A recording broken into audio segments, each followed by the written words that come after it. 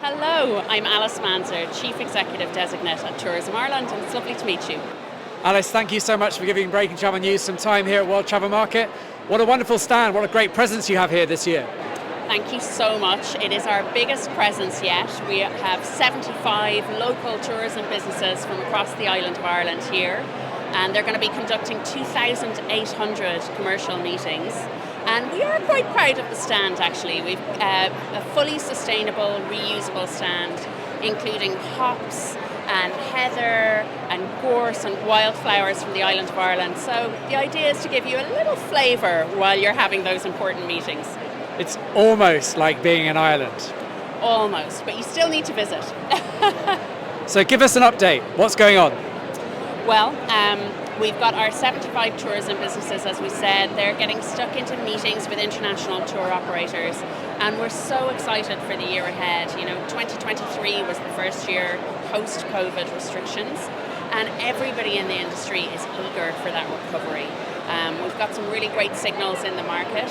As we're an island, how we get people to us really matters, and so it's heartening to see that air access for the island of Ireland is now actually over and above 2019 levels, not just overall, but also from key source markets like Great Britain and the US.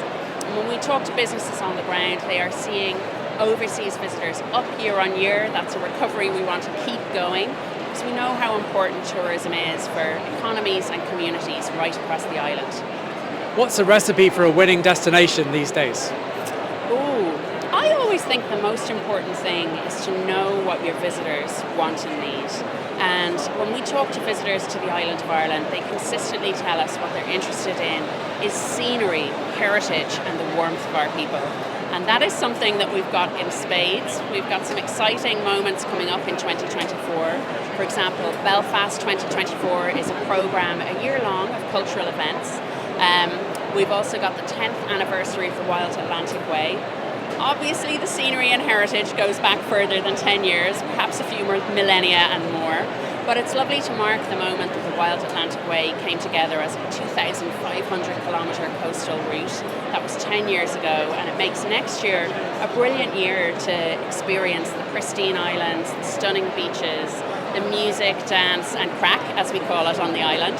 And Donegal has just been given the accolade of 5th within the top 5 best places to go in the world. So it's a great time to experience the island of Ireland. Congratulations on that. No surprises though, that's wonderful news. Tell me a little bit about what you're seeing in terms of trends sort of post-COVID. Yeah, great question. I mean, COVID thankfully is in the rearview mirror, but I think for lots of us as consumers and as businesses, it did change things. And so in terms of consumer trends, I think we all developed an appreciation of the great outdoors, and we see that wellness trend continuing.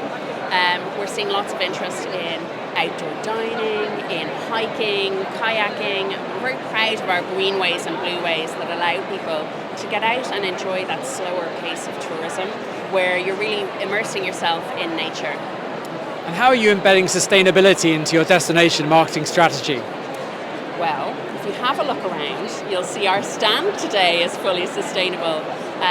We've tried to avoid the use of single-use plastics. Everything's reusable, and we've got beautiful wildflowers, wood, natural fibres around us. But if we talk about the island as a whole, we are working with partners across Northern Ireland and the Republic to look at certification and ways that we can signal to consumers when our industry, our hotels, our attractions have done a particularly good job on cutting down on the use of carbon heavy energies and are making a move to be greener.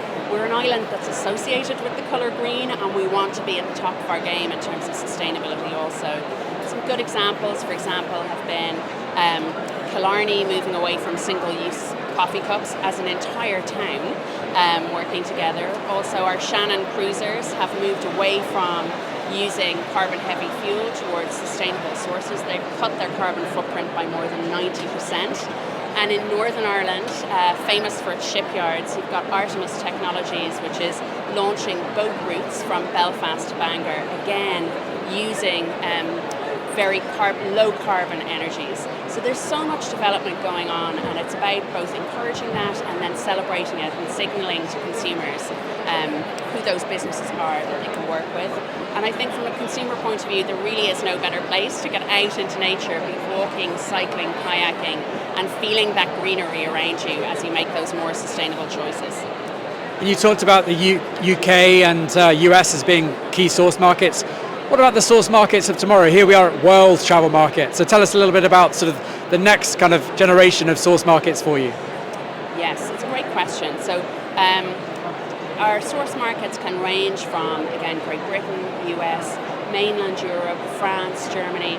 We do have interest from further afield as well.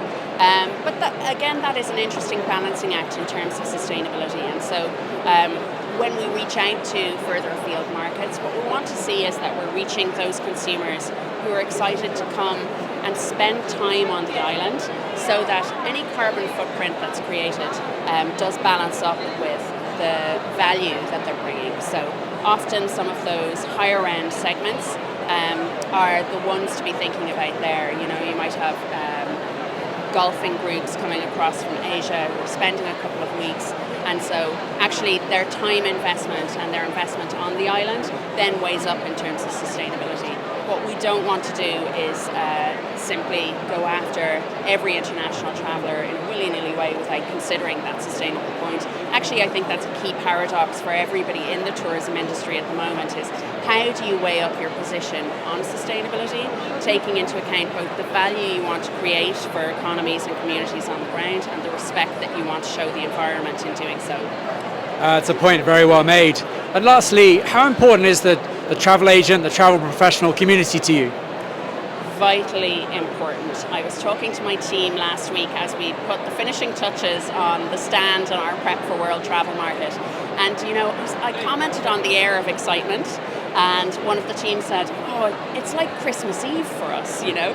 So I think that tells you a little bit about how cherished the B2B trade are. You know, there's a real partnership. There are long-standing relationships. On the island of Ireland, we've got international tour operators who've been working with us for 20 or 30 years. And what a brilliant relationship that is, because whilst industry on the ground can create those magical experiences for consumers, oftentimes it is the tour operators of the international trade who know their visitors and their consumers inside out, and it's in matching the two together that the magic really happens. That is what this stand in World Travel Market are all about. Well, thank you for making the magic happen for us today. Oh, you're so welcome. Thank you for talking to me.